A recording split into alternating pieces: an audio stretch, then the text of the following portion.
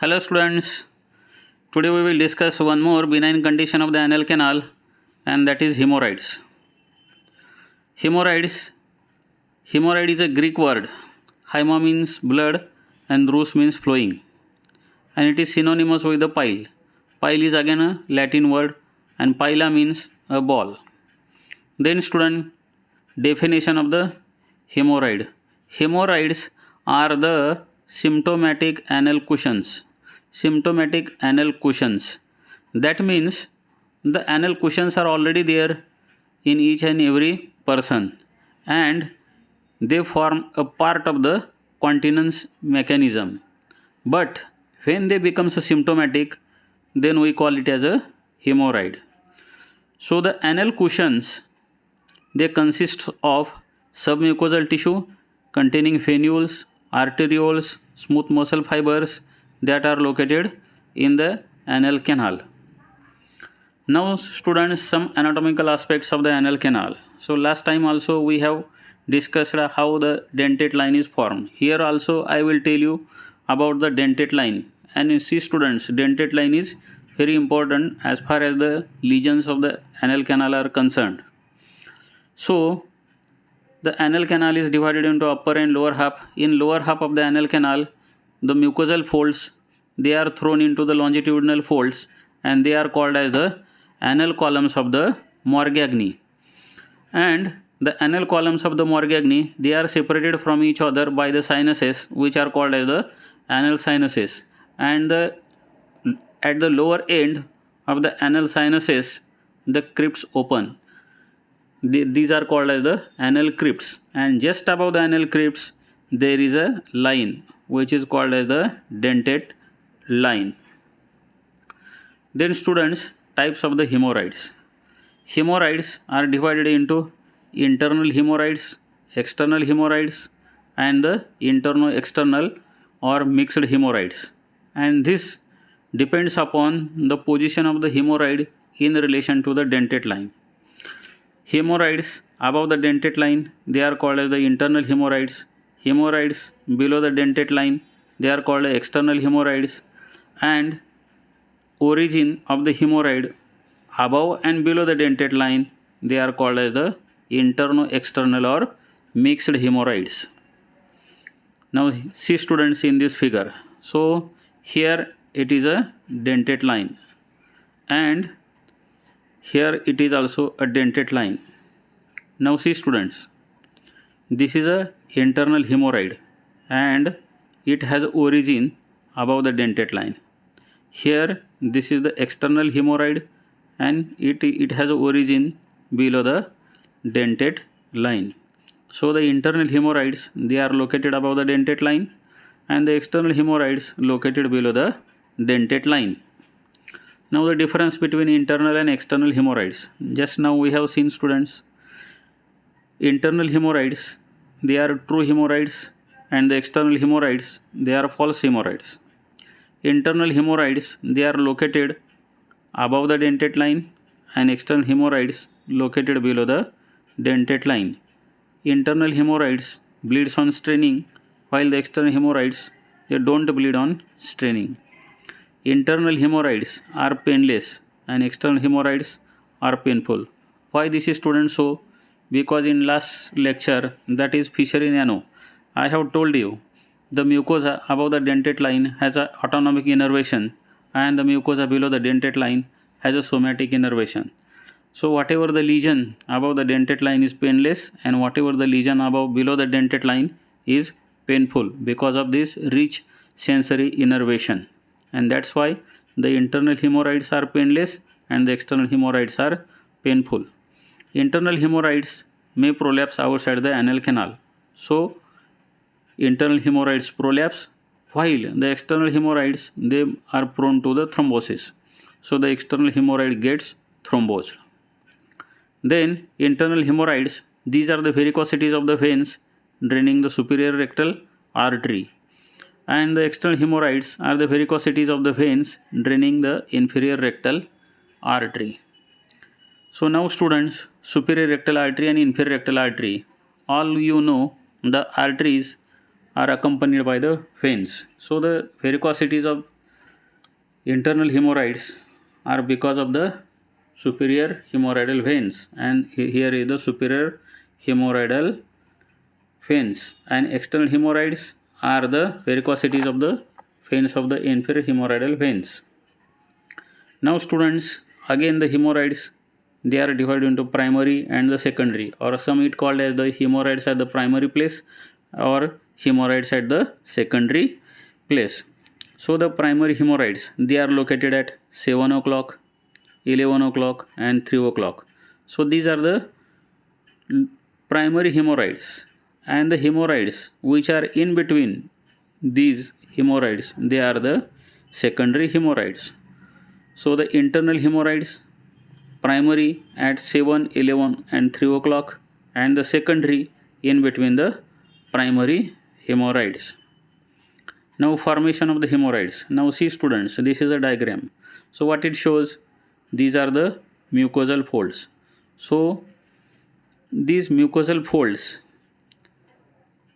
they are three main mucosal folds, they are located in the anal canal, and this is the right anterior, right posterior and left lateral position. So this is the right anterior, right posterior and the left lateral position. So now students, how this happens? So the superior hemorrhoidal artery is divided into anterior branch and the posterior branch, but on the left side it is not divided into two branches. So on right side there are two locations where there are primary hemorrhoids, and on left side there is only one location, there is a primary hemorrhoids. So on right side it is 7 and 11 o'clock, and on left side it is a 3 o'clock position. So the dilatation of the superior hemorrhoidal vessels and the inferior hemorrhoidal vessels, they lead to the formation of the hemorrhoids. Now see students, this is the rectal venous plexus or the hemorrhoidal plexus. So this is the superior hemorrhoidal plexus and this is the inferior. So this is the internal hemorrhoidal plexus and this is the external hemorrhoidal plexus. From superior hemorrhoidal plexus, the vein which is called as the superior rectal vein, it drains into the, which is this vein? This is the splenic vein, and the splenic vein and the superior mesenteric vein, they form the portal vein. So the rectal veins, they are arranged as internal venous plexus and the external venous plexus. So this is the internal venous plexus and this is the external venous plexus.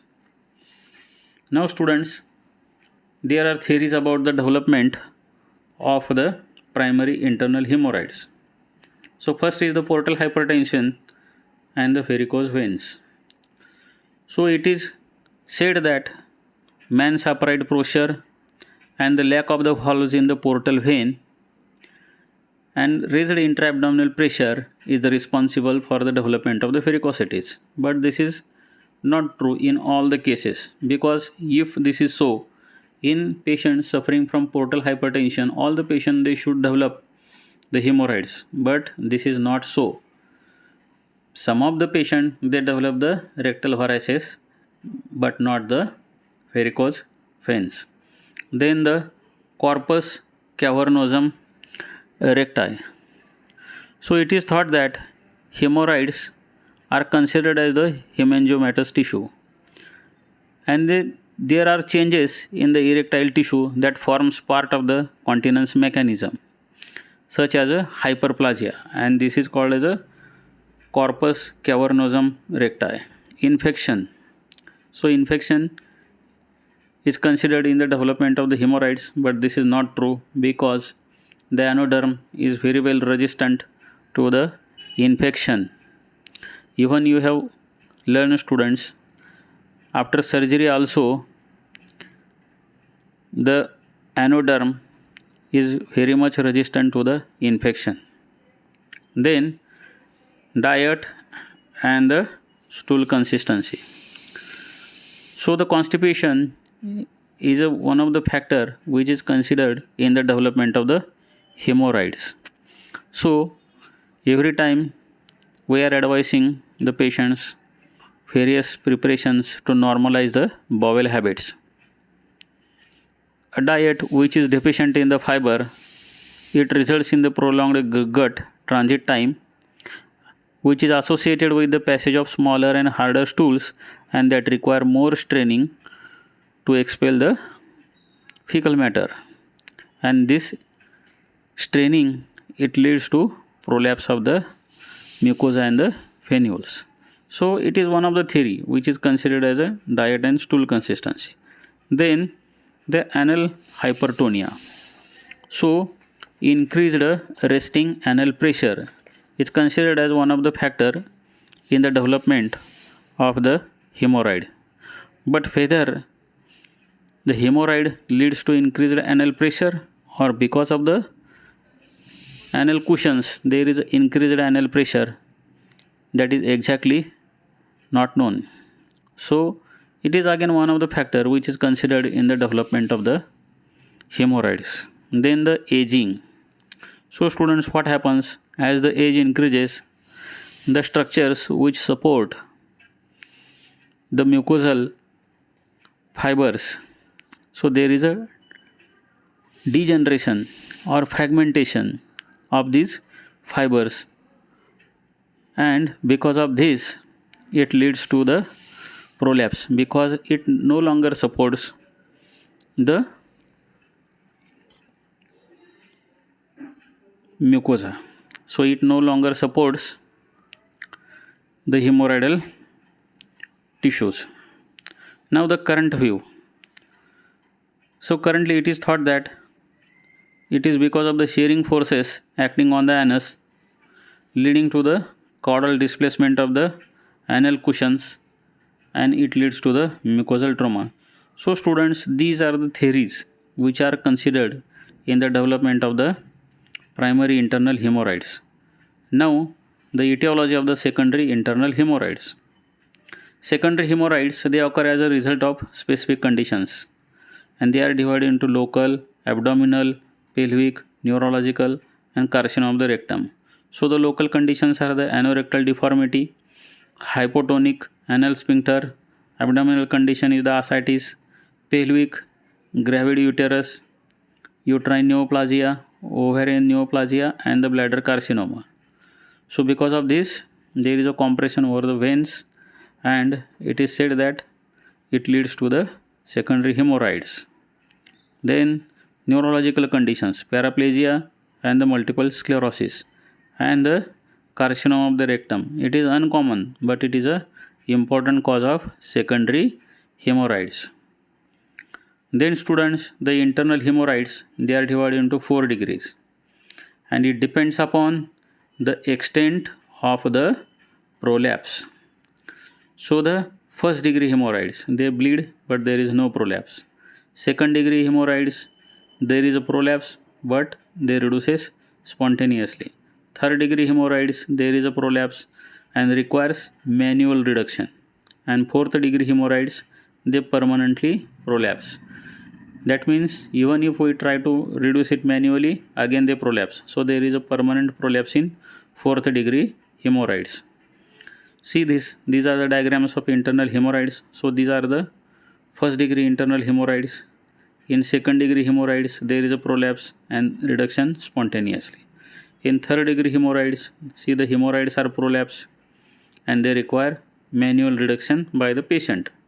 And fourth degree hemorrhoids, they are permanently prolapsed and they lead to the strangulation, or if it has a external component, it leads to the thrombosis.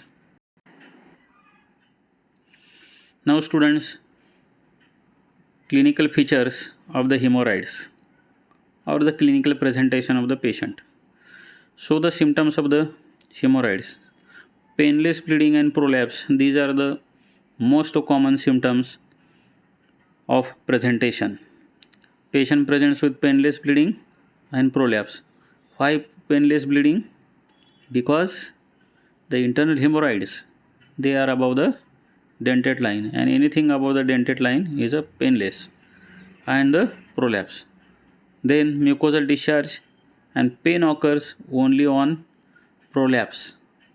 So in case of prolapsed hemorrhoids, there is a pain.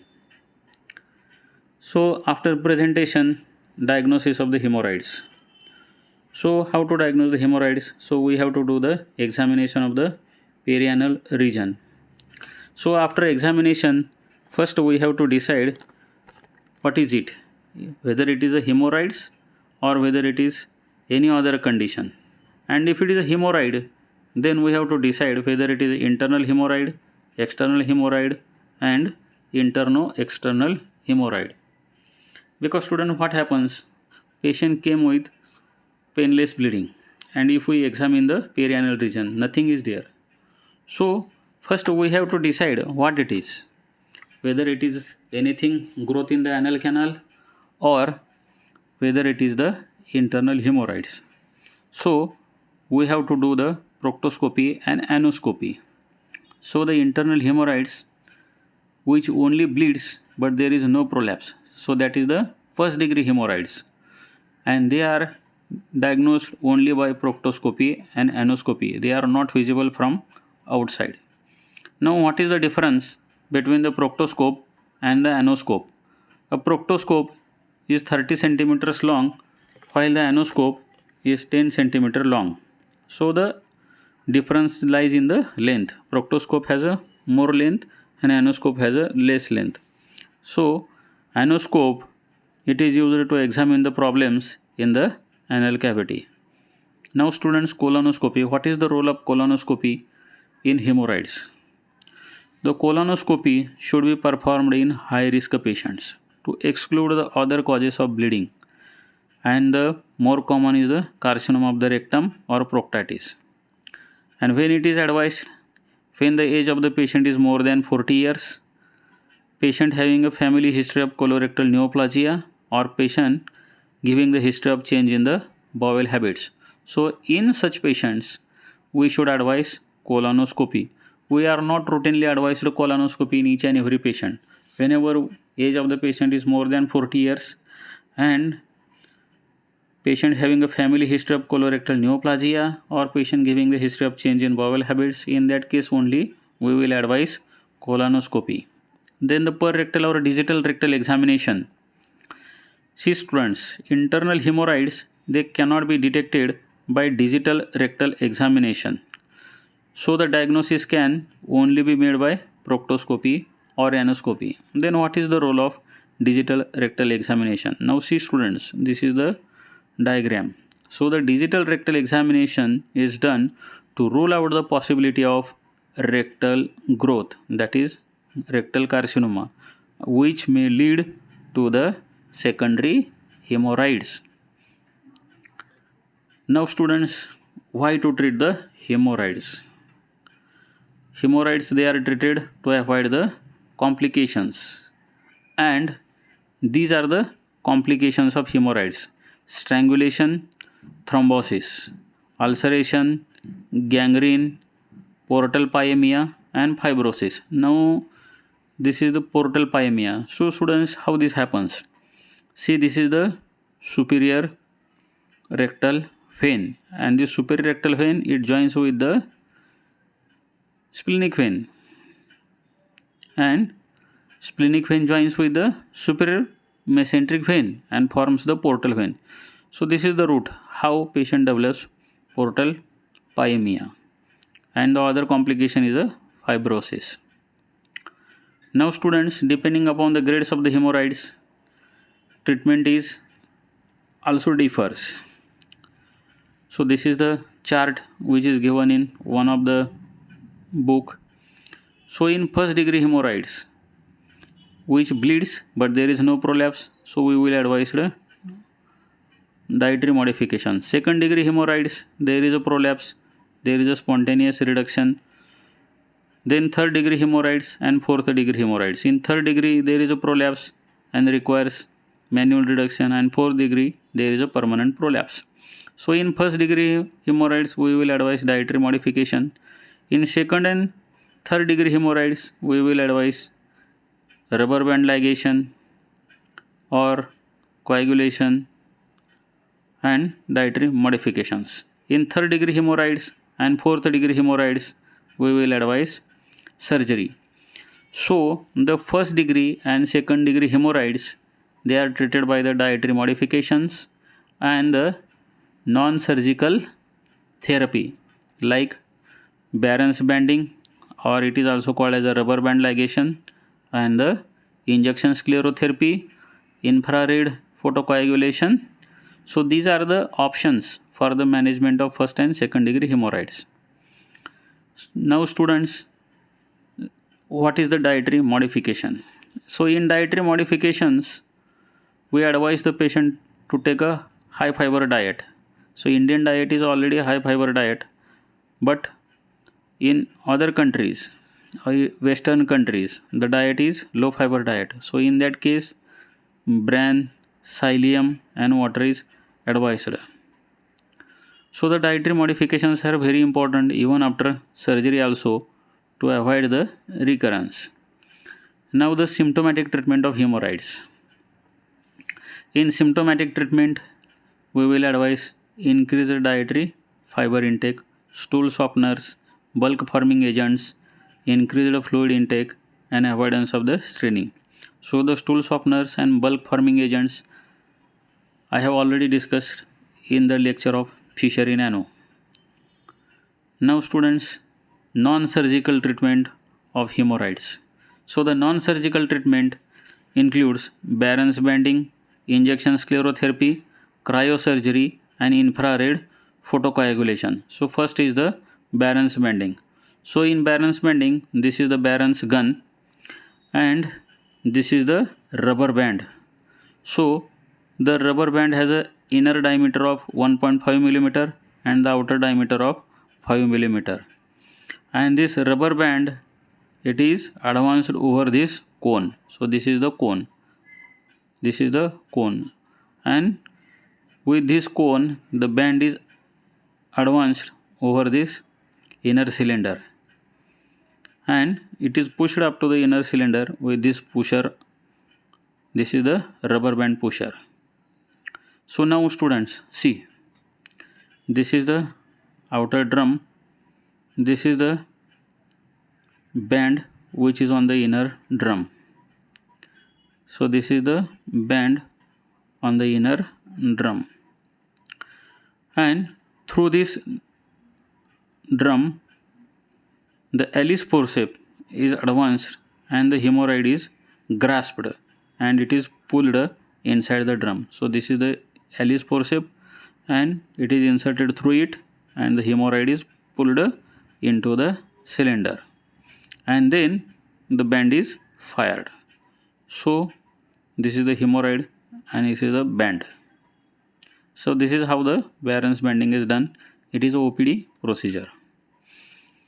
Now how the banding it acts. So mechanism of action. So the bands, they cause the ischemic necrosis. So they cause the ischemic necrosis of the hemorrhoid and they slough off within 10 days. So this is the mechanism of action. The band causes the ischemic necrosis of the pile which slough off within 10 days. Now how many hemorrhoids should be treated in one setting? So it is said that only one site should be banded each time to prevent the urinary retention, constipation or severe spasm. Because severe perianal sepsis and even deaths, they have been reported after the rubber band ligation, and that's why only one site should be banded each time. Then the band must be placed at least 2 to 3 cm above the dentate line. Otherwise, severe pain will occur if the band is placed at or distal to the dentate line, because the anoderm is very sensitive to the pain distal to the dentate line. So ideally the band should be placed at the top of the hemorrhoidal cushion. Now students, these are the relative contraindications immunocompromised patients on chemotherapy, and patients having AIDS or HIV positive patients. Then the presence of coagulopathy, patients suffering from the bleeding disorders, and the patients taking anticoagulation or antiplatelet medication. So these are the relative contraindications for the bendings. There is one more surgical condition where we are using this bending. That condition is the esophageal varices. So we are doing the upper GI and bending of the esophageal varices. Now students, what are the complications of the rubber band ligation? So the common complication is the urinary retention, which occurs in approximately 1% of the patients, and it is likely to occur if there is an inadvertent ligation of the portion of the internal sphincter. Then infection, bleeding. Bleeding occurs approximately 7 to 10 days after the rubber band ligation because the ligated pedicle leads to necrosis and sloughs off. Then necrotizing infection. It is uncommon, but it is a life-threatening complication. Severe pain, fever, and urinary retention are the early signs of infection, and patients should be evaluated promptly under anesthesia, and the treatment includes debridement of the necrotic tissue, drainage of the associated abscess, and broad spectrum antibiotics. So the necrotizing infection, it is a life threatening complication of rubber band ligation. It is uncommon. Then students, another modality is the injection sclerotherapy, which is given by Clinton Mitchell. So the indications are the first or second degree internal hemorrhoids, and these are the sclerosing agents: 5% phenol in almond oil, 5% phenol in arachis oil, sodium moreuate, and sodium tetradecyl sulfate. So how it sclerosants, how they act? So the sclerosants, when they are injected, they create the fibrosis and they cause the obliteration of the vascular channels and hitch up the anorectal mucosa. So students, now these are the questions. First is where to inject the sclerosant, and the correct site for injection of the sclerosant is the apex of the pedicle, and the more commonly used sclerosant is the sodium tetradecyl sulfate. Where to inject, after that how much injected? So about 5 ml of sclerosant agent be injected. So different books have mentioned different dose. Some have mentioned 1 to 3 ml, some have mentioned 1 ml, and Bailey has mentioned about 5 ml of sclerosant can be injected. So the range is 1 to 5 ml, 1 to 5 ml. Now before injection, the syringe should be aspirated to avoid the direct intravascular injection. And it is important not to circumferentially inject the anal canal because this leads to stricture formation. Now at a time, how many hemorrhoids are treated? The 3 hemorrhoids may be treated in one setting by injection sclerotherapy. Now there are other surgical conditions where this injection sclerotherapy is used. One is the varicose veins and other is the esophageal varices. So these are the two surgical conditions where injection sclerotherapy is used.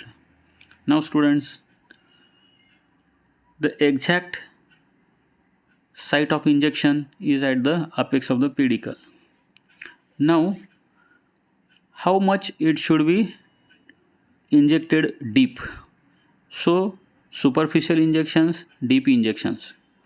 So if it injected deeply, or if the deep injections are given, and if the superficial injections and deep injections are given, superficial injection, it causes rapid bulging of the mucosa, it turns white, and it leads to the superficial ulceration. And the deep injections, they can cause pelvic sepsis, prostatitis, impotence, and the rectovaginal fistula in females. So, and the injection should be made into the submucosa. That means, students, see here, injections should be made into the submucosa. So injection should not be too superficial and injection should not be too deep.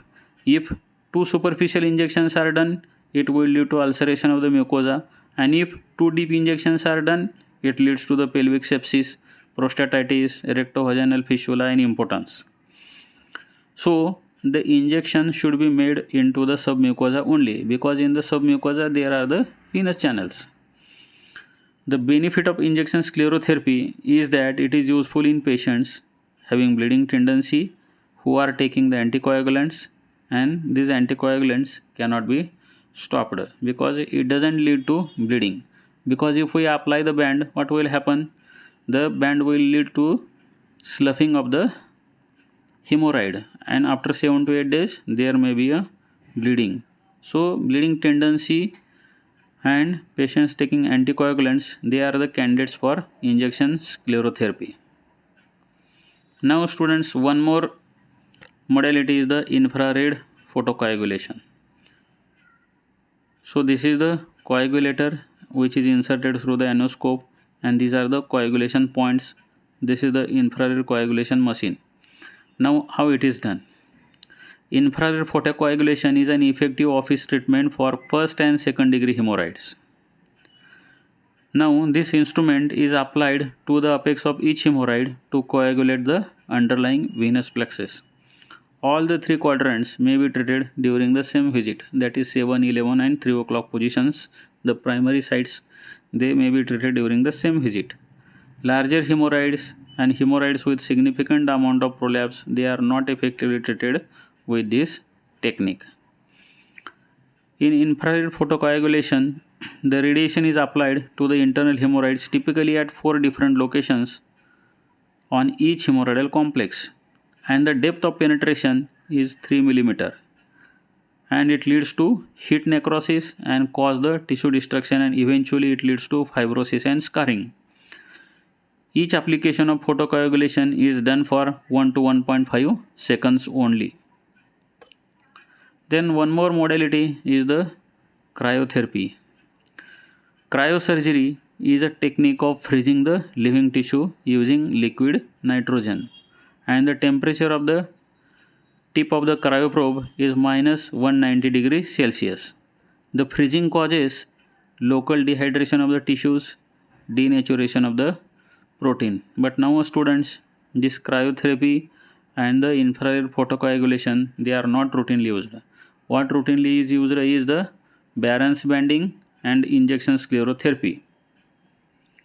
So after this non-surgical treatment, so it is advised in first degree and the second degree hemorrhoids, but the third and fourth degree hemorrhoids, they require surgery, or sometimes the second degree hemorrhoids which are not responding to the injection sclerotherapy and hemorrhoids, they can also treated with surgery. So these are the surgical options. Surgical treatment of the hemorrhoid, it include hemorrhoidectomy. So it has all these options are there students: open hemorrhoidectomy, closed hemorrhoidectomy, stapler hemorrhoidectomy, Whitehead's hemorrhoidectomy, and the hemorrhoidectomy using newer energy sources. This is the laser, harmonic scalpel and ligature. And this is one more is a new technique, that is transanal hemorrhoidal dearterialization, THD, or HALO. HALO means hemorrhoidal artery ligation operation. Hemorrhoid artery ligation operation, HALO. So what are the indications for hemorrhoidectomy? Third and fourth degree hemorrhoids. Second degree hemorrhoids that have not been cured by non-operative treatments. Non-operative treatment means injection sclerotherapy and Barron's banding. Then fibrosed hemorrhoids and the mixed hemorrhoids, that is the interno-external hemorrhoids. These are the candidates for hemorrhoidectomy. Now the excisional hemorrhoidectomy. First students, open technique. It is also called as the Milligan-Morgan technique. Open technique is a Milligan-Morgan technique. So how it is done? Excisional hemorrhoidectomy by open technique. So first patient is given prone position, or patient is given prone jackknife position or lithotomy position, and the anesthesia used is either the spinal or general anesthesia. First of all, PR examination is done to rule out any growth in the rectum or any other pathology in the anorectal region. Then an artery forceps is applied to the skin element of each hemorrhoid, and second artery forceps is applied to the prolapsing mucosa. Then a V-shaped incision is made through the skin at the base of the external component, and the length of the incision is approximately 3 to 4 times longer than its breadth. Now students, the hemorrhoidal tissue is dissected off the underlying internal sphincter up into the anal canal until it is only attached by its pedicle of the mucosa and the feeding vessels of the plexus. It is useful to place the hemorrhoidal tissue under tension to facilitate the dissection. Now, at the apex of the hemorrhoid, the vascular pedicle is secured by the transfixation suture, and this is a absorbable suture, usually Vicryl 20, and then the hemorrhoid is excised and the wound is kept open. Then the margins of the skin wound are trimmed so that there is no overhanging of the edges.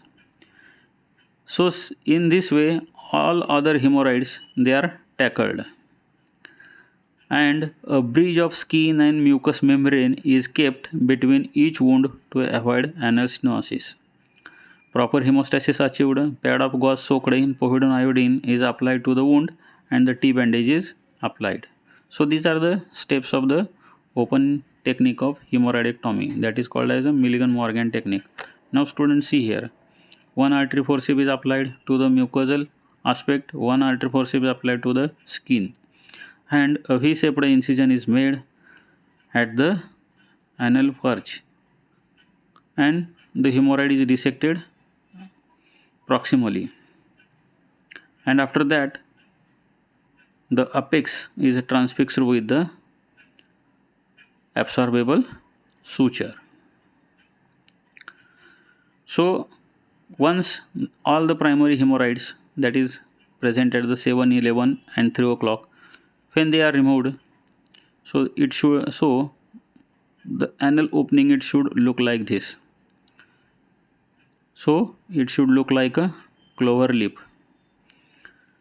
So see students, 7, 11, 3 o'clock. So we have removed the hemorrhoids, and this is the look, that is the clover leaf look. And in between this, so these are the mucosal bridges. So students, it is very important to keep this mucosal bridge. So the skin bridge, then the anoderm bridge, and the mucosal bridge. So this is the mucosa, this is the anoderm, and this is the skin, and these are the sites from where the hemorrhoid is removed. This is very important, student, to keep the mucosal bridges in between these excised hemorrhoids. Otherwise, it will lead to anal stenosis. So after removal of the hemorrhoid, it should look like a clover leaf. So if it looks like a clover, the trouble is over, and if it looks like a dahlia, it is surely a failure. Now students, another is the close technique. So in close technique, it is also called as the Ferguson technique. The steps of the closed hemorrhoidectomy, they are same as that of the open technique. So except after excision of the hemorrhoid, the wound is closed in closed technique. So in closed technique, the wound is closed, and in open technique, the wound is kept open. So hemorrhoidectomy has a minimal rate of recurrence. Now see students, the difference between open and closed hemorrhoidectomy. In open hemorrhoidectomy, wound is kept open after the excision of the hemorrhoid, and in closed hemorrhoidectomy, wound is closed after excision of hemorrhoid. So this is the final appearance after open hemorrhoidectomy, and this is the final appearance after closed hemorrhoidectomy. So this wound is kept open here, but here the wound is closed with sutures. So it looks like this. So open technique, this is Milligan-Morgan, and closed technique, this is Ferguson technique. In open technique, as the wound is kept open, there is a more postoperative pain. But in closed technique, the wound is sutured, there is a less postoperative pain. So that is the difference between open and closed hemorrhoidectomy. Now students, what are the complications of hemorrhoidectomy? Whether it may be open or closed, the complications are there in the hemorrhoidectomy. So these are the early complications and late complications. In early complications, patient will get a pain, acute retention of urine, and reactionary hemorrhage. In late complication, there is a secondary hemorrhage, anal stricture, anal fissure, incontinence, and Whitehead's deformity or ectropion, if the Whitehead's hemorrhoidectomy is done. So reactionary hemorrhage, it occurs 7 to 10 days after surgery. Anal stricture, it occurs if the mucosal bridges, they are not kept in between the excised tissue. There are chances of anal fissure also. So these are the complications, early complications and late complications. Now students, one more technique for hemorrhoidectomy is the stapler hemorrhoidopexy or hemorrhoidectomy. It is also called as the PPH or MIPH. Now students, what is PPH and what is MIPH? So the full form of the PPH is procedure for prolapsed hemorrhoid, and the MIPH means minimally invasive procedure for hemorrhoids. So this is the stapler. This is a circular stapler which is used for hemorrhoidectomy, and these are the accessories: suture threader, then purse string, suture anoscope, this is the circular anal dilator, and this is the flange. This stapler hemorrhoidectomy or hemorrhoidopexy, it is used to treat circumferentially prolapsed and the bleeding hemorrhoids. That means hemorrhoids which are prolapsed and bleeding. So to treat this, stapler hemorrhoidopexy or hemorrhoidectomy is used. So in this, a circumferential portion of the lower rectal and upper anal canal mucosa and submucosa is excised, and the reanastomosis is performed with the circular stapling devices. As a result, the prolapsed anal cushions, they are retracted into the normal anatomical positions within the anal canal. That means excision and stapling, they are done at the same time. Now students, these are the steps of the stapler hemorrhoidectomy. First, reduce the prolapsed tissue, gently dilate the anal canal to allow to accept the instrument, that means stapler. Then placement of a purse string suture. So this is the most important part or most important technical consideration in stapler hemorrhoidectomy. The purse string suture should be placed at least 3 to 4 cm above the dentate line with the help of anoscope. So this is a very important step. It should be placed at least 3 to 4 cm above the dentate line. And students, extreme care must be taken while placing the purse string suture in women so that vagina is not entrapped anteriorly. So we should not entrap the vagina or vaginal wall in the purse string suture, and this is very important. Then the purse string suture is tied securely over the rod of the stapling anvil, which allows the hemorrhoidal tissue to be pulled into the barrel of the stapler head. Then the stapler is closed, fired, and held in place for 20 to 30 seconds. Once we fire the stapler, it is kept in that position for 20 to 30 seconds. Then the stapler is removed and the anal canal is inspected for any bleeding, and if there is a bleeding, it is suture ligated. The titanium staples, they not only cut but also seal the same time, and therefore it minimizes the bleeding and it reduces the postoperative pain. No additional incision is required on the lower part of the anal canal. Therefore, patient does not require dressing in the postoperative period because there is no wound. Everything is done in the anal canal. So now students, these are the steps of the stapler hemorrhoidectomy. This is the circular dilator which is inserted into the anal canal and secured with the suture. So this is the anoscope. Then this is the purse string suture which is taken, and after that this anvil is passed inside and the purse string suture is tightened. After that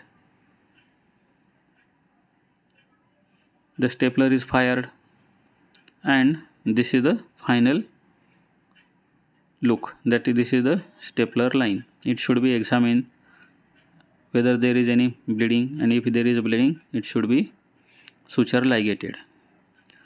And after that this is the stapler along with the donut. So once the stapler removed, this is the donor, this is the donut, that is the excised hemorrhoidal tissue. So examine the donut whether it is incomplete or complete. The donut should be complete. If it is incomplete, that means some of the tissues, they are not included in the purse string suture. So remember, the donut should be complete. Now what are the advantages of the stapler hemorrhoidopexy or hemorrhoidectomy? Less postoperative pain, less pain with first bowel movement, faster recovery, short hospital stay, and early return to the normal activities. So these are the advantages of the stapler hemorrhoidectomy. Now complications. The complications, they are less with the hemorrhoidectomy, but they can occur. They are reported. Anastomotic dehiscence. So what the stapler is doing? Stapler is circumferentially cutting the mucosa, and at the same time, because of the staples, it do the anastomosis. So cutting and anastomosis is done at the same time. There is a chance of anastomotic dehiscence. It can lead to rectal perforation, persistent rectal pain, retroperitoneal sepsis, and in female patients it may lead to the rectovaginal fistula. So these are the complications of stapler hemorrhoidopexy.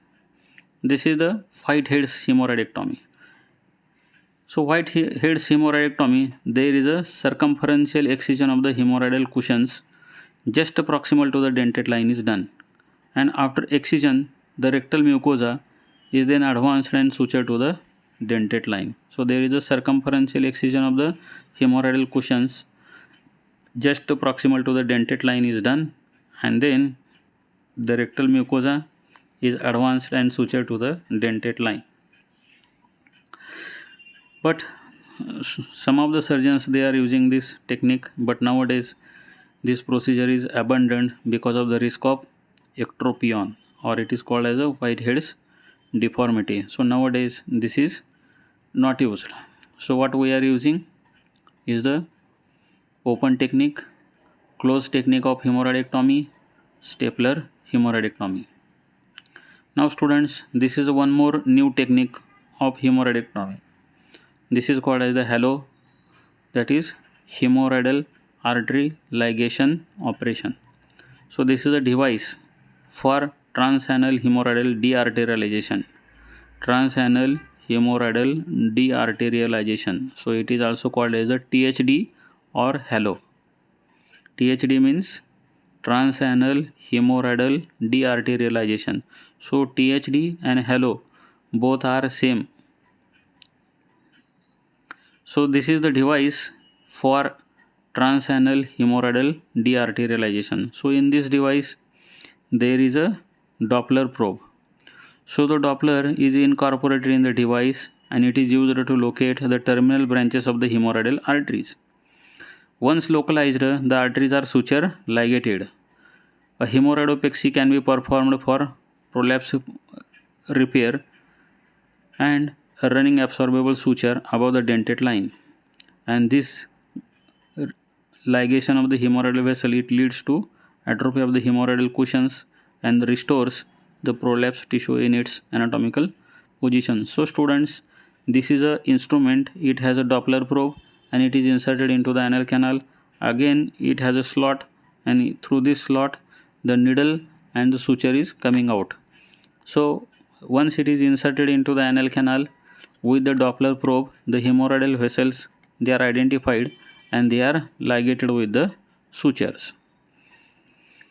So what is done? A specialized anoscope with a Doppler is introduced into the anal canal after giving the anesthesia and proper position to the patient. Now the Doppler which is present in this instrument, it is used to locate the feeding arteries. They are identified and suture ligated. The Doppler is also used to confirm the artery whether they are adequately ligated or not. The anoscope is rotated until all the significant arteries are identified and ligated. Generally there are 4 to 6 arteries, but it can be, the number is quite variable. So these are the feeders, not total arteries. So 4 to 6 feeders are there. So depending upon the need to correct the prolapse, a suture mucopexy may be performed immediately following the ligation using the same stitch. So the mucosa is ligated so as to correct the prolapse. So what we are doing here, we are ligating only the hemorrhoidal vessels, but prolapse is there. So to correct the prolapse, so we are doing the mucopexy along with ligation. So this is the hollow hemorrhoid artery ligation operation. Now students, hemorrhoidectomy can be done by using newer energy sources. New energy sources. First is the laser. Light amplification by stimulated emission of radiation. Lasers are used for hemorrhoidectomy, and the commonly used laser is the diode laser or Nd:YAG laser. So what the laser does? So this is the laser machine and this is the laser probe. So what the laser does? The laser beam, it penetrates the skin until it encounters chromophore, which absorbs the laser beam, and after absorption of the laser beam, heat is generated to induce the coagulation necrosis of the target tissue, and this results in the removal of unwanted tissue by laser surgery. So laser is used for the hemorrhoidectomy. Then another energy source is the harmonic scalpel. So harmonic scalpel, it uses the ultrasonic energy both to cut the tissue and coagulate the blood vessels. Then another new energy source which is used for hemorrhoidectomy is the ligature. So in ligature there is a combination of pressure and continuous bipolar energy to create the vessel fusion. Ligature shields the vessel by applying high uniform mechanical compression while monitoring and adjusting energy which is delivered to the tissue. So students, laser, ligature, harmonic scalpel, so these are the newer energy sources which are used for the hemorrhoidectomy. Now what are the advantages of these newer energy sources? Advantages: it leads to less intraoperative bleeding and it leads to the less post-operative pain. But the disadvantage is the high cost of the instrument, high cost of the laser, high cost of the ligature, and high cost of the harmonic scalpel. So these are the newer energy sources. The advantages are there, but the cost is more. So the students, so all these options are the treatment of internal hemorrhoids, surgical and non-surgical. So in non-surgical, we have done what we have done: injection sclerotherapy and rubber band ligation. And in open surgery, we have done the hemorrhoidectomy and the various new energy sources for hemorrhoidectomy. So all these are for the internal. Now for the external hemorrhoids. Now see students, external hemorrhoid, it is also known as the perianal hematoma. If they are not treated, so what will happen? Either they may resolve spontaneously, they may lead to suppuration, they may lead to fibrosis and give rise to the cutaneous tag, or they may burst and the clot may come out, or there may be a bleeding.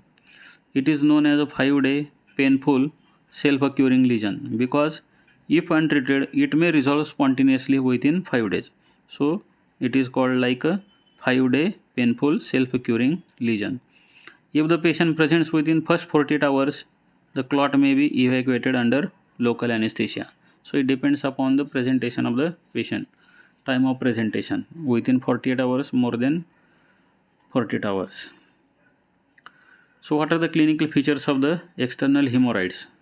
Sudden onset of olive-shaped blue cutaneous swelling, itching around the anus, lump near or around the anus, and the blood in the stool. So these are the clinical features or clinical presentation of the patient having external hemorrhoids. Now students, complications of internal and external hemorrhoids. Now see, this is the internal hemorrhoids and these are the external hemorrhoids. So what happens students? Internal hemorrhoids, they lead to the prolapse, 2nd degree, 3rd degree and 4th degree. So once there is a prolapse and anus is closed, so it leads to the strangulation. Again, because of the strangulation, again it leads to the gangrene. So the internal hemorrhoids, they are strangulated and leads to the gangrene. But the external hemorrhoids, they are thrombosed. So internal hemorrhoids leads to strangulation and gangrene, and the external hemorrhoid, it leads to the thrombosis. So these are the complications of external and internal hemorrhoids. Now students, treatment of thrombosed external hemorrhoid. See, suppose this is a thrombosed external hemorrhoid. So what is done? The Alice clamp is applied to the apex of the thrombosis and elliptical skin incision is done. And the thrombosis is dissected free of the internal sphincter. So it is separated from the fibers of the internal sphincter and it is removed. So this is the final appearance of the wound after the thrombectomy. Now students, postpartum hemorrhoids.